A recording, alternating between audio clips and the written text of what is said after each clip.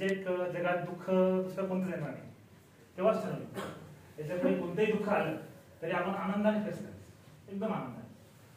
11वीला पासून तर आतापर्यंत फक्त काम करतो. पण देवाने बुद्धी दिली, 2013 पासून तर आतापर्यंत होम ट्युशन घेतो. 1 तास शिकवायचं, 5000 भेटतात. त्या 5000 वरती आतापर्यंत सगळं थकत. कधीच पुन्हा पुढे हात पसरवला नाही. हात पसरवला नाही म्हणजे हात पसरवणं वाईट नसतं, पण आपला स्वाभिमान दुखला का कधी कोणी सहज बोलून जातं, ते वाईट वाटायचं, म्हणून कधी कोणाला काही मागितलं नाही. आणि दुःख म्हटलं तर हे दुःख थांबणारच नाही. प्रत्येकाच्या आयुष्यात दुःख असतात, दुःखाचे वेगवेगळे प्रकार असतात. कोणाला पॅनिक नसतात, कोणाला सगळं असून काही वेगळं दुःख असतात, कोणाला हात नसतो, कोणाला पाय नसतो, कोणी मानसिक रुग्ण असतं, काहींना हात पाय सगळं असून वेगळं काहीतरी व्यसन राहतं. म्हणजे दुःख प्रत्येकाला कोणत्या ना कोणत्या मार्गी येतच असतात. फक्त एवढं आहे, आम्हाला संघर्षाचा काळ खूप जास्त लागला. हे प्रत्येकाला एकच रिक्वेस्ट करतो, फक्त स्वतःला ओळखा, आणि जर लवकर थांबता आलं तर नाही झालं तर थांबा. कारण जर सहन करण्याची तयारी असेल तोच सहन करू शकतो. मला 13 ते 14 महिने झाले गावाला गेलो नाही अजून. माझं गाव फक्त 15 किलोमीटरवरती आहे. जरी गेलो गावाच्या बाहेरून जायचं आणि गावाच्या बाहेरून येऊन जायचं. कारण मला माहिती आहे मी सहन करू शकत नाही. मी मला ओळखलं होतं, मला कोणी बोललं तर माझ्या सहन होणार नाही. त्यापेक्षा घरी जायचं.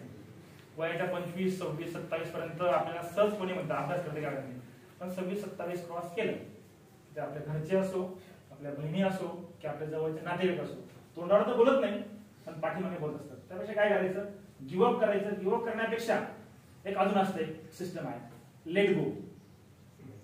सोडून द्यायचं, लेट गो करायचं. गिव्हअप करणं म्हणजे काय, हरून जाणं. आपल्याला हरायचं नाही, आपल्याला लेट गो करायचं. ते आलं तर सोडून द्यायचं, गिव्हअप नाही करायचं. आणि वय वाढल्यानंतर सगळ्या गोष्टी होणारच आहे. मला खूप संघर्ष होता असा इथं प्रत्येकाला संघर्ष आहे. फक्त माझे बोलला संघर्षाचे रंग वेगवेगळे असतात. 11वी पासून काम करायचं इथपर्यंत आलं काहीच वाटत नाही. दुःख पचवायची सवय झाली ना, रात्री 1:30 वाजता मी एकदम गाढ झोपलो होतो. मी कधीच रिझल्टची आतुरतेने वाट बघितली नाही, एकदम प्रामाणिकपणे. कारण मला माहिती होतं जे होणार आहे ते होणारच वेळ होती. फक्त वाट तरी बघायला माहिती का, जाहिराती पडल्या आणि आता म्हटलं खूप जवळ आलं, मग एक दिवस काउंटडाऊन सुरू झालं. तर त्याच्यापूर्वी कधीच बघायचं नाही. याचा फोन आला की ना समजा मला फोन बी करणार, बाबा जो लागेल तो लागेल. आपला प्रामाणिकपणे अभ्यास करायचा. 4-5-6 मेन्स पण दिले असतील, 2-3 सरळ सेवेला पण जवळून गेलो असेल, पण ते म्हणतात ना एका मार्काने राहिलं काय, 0.25 राहिलं काय, आणि 10 मार्क्सने राहिलं. हारच असते आणि जितच असते. प्रत्येकाला एकच सांगतो, फक्त स्वतःला ओळखा, एका विशिष्ट वयापर्यंत करा. त्या चुका आम्ही गेल्या 32, 33 पर्यंत करण्यापेक्षा जर 27-28 पर्यंत आपल्याला एखादा बी प्लॅन करता आला, म्हणजे हे पूर्ण का नाही म्हणत नाही, पण बी प्लॅन तर माणसाने आयुष्यात असू द्यावं. माझ्याकडे होतं बी प्लॅन, मी कधीही टीचिंग करू शकत होतो. ते स्किल माझ्यामध्ये होतं. 25-30 हजार रुपये मी कधीही कमवू शकत होतो. त्याच्यामुळे मी कदाचित इतक्या दिवस थांबलो. आणि एक पुढची गोष्ट आहे, आपण जर घरच्याकडून पैसे घेत राहिलो तर आपल्याला खरंच मनापासून वाईट वाटतं. एक विशिष्ट वयानंतर की आपण एवढा मोठा झालो, अजूनही 2 पैसे देतो. जर आपल्याला 2 पैसे कमवत आले आपल्या स्किलवरती, कदाचित मी सांगतो, जर मी जर पैसे कमवत नसतो तर मी कधीच सोडून दिला. कारण की प्रत्येकाकडे मागण्याची एक सीमा असते, एक मर्यादा असते. तोपर्यंत आपण मित्रांकडे असो, घरच्यांकडे असो मागू शकतो. घरची परिस्थिती किती का मोठी असेल ना, पण घरचे पण थोडेफार बोलतातच. कारण की एका विशिष्ट वयानंतर अभ्यास चांगला करा. थोडा परवा सांगतो ह्या लायब्ररीचा.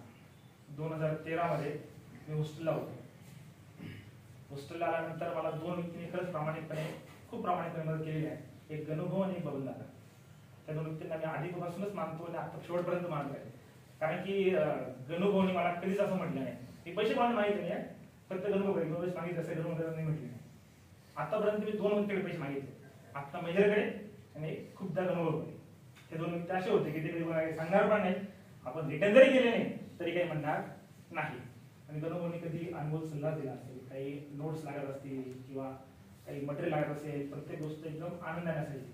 आणि प्रेरणा घेण्याचं कारण म्हणजे असं एक पण होतं, गणुभाऊ वयाने मोठे होते, त्यांच्यापेक्षा लहान मुलं लागून जायची तरी गणुभाऊ आनंदाने सत्कार करायचे.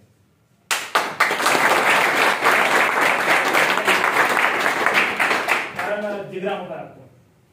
आपल्या लहान मुलांचे लग्न होतात, ते जॉबला लागतात, ते पचवून आणि त्याविषयी आनंद व्यक्त करणं खूप महान गोष्ट आहे. मी काय सांगणार, माझे मित्र लागल्यानंतर मला 2 मिनिटं ना दुःख व्हायचं. एकदम प्रामाणिक सांगतो, दुःख होतच. मी गणुभाऊला 2-3 वेळेस बोललो म्हणतो, की आपण लोकांच्या सत्काराला जातो, आपल्याला बाहेरूप आनंद दाखवतो, माझं वैयक्तिक, पण आतून आपल्याला कुठतरी वाईट वाटतं. पण त्या माणसाला वाटायचं म्हणून आले तर खूप मारायचं, ते पण प्रामाणिक जे आहे त्या दुसऱ्या कोणाचा काही कधी संबंध आला नाही. लायब्ररीत मोजकेच पोरांच्या माझ्या ओळखी होत्या आणि आपल्याला अभ्यास करायचा एकच सांगतो, परिस्थिती माणसाला थांबवू शकत नाही, अजिबात नाही. मी तरी मान्य करणार नाही. 5,000वरती माझं पेट्रोल, पाणी, रूम, मेस सगळं होत जायचं. लोकांचा खर्च आहे 2-2, 3-3 हजार रुपये महिन्याचा. त्याच्यानंतर आपण 10 रुपयाची मजुरी खाली रोजची 2 महिन्यात 20 रुपये, 10 दिवसात 2 महिने 600 रुपये, 10 रुपयाचा चहा 300 रुपये, 900 रुपये.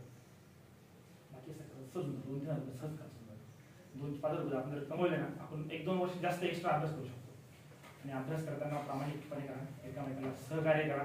संघर्ष प्रत्येकाच्या लाईफमध्ये, माझ्या लाईफमध्ये एवढा संघर्ष आहे ना, तर मला कोणाला उगाच भावना करायची नाही. प्रत्येकाच्या आयुष्यात संघर्ष असतो.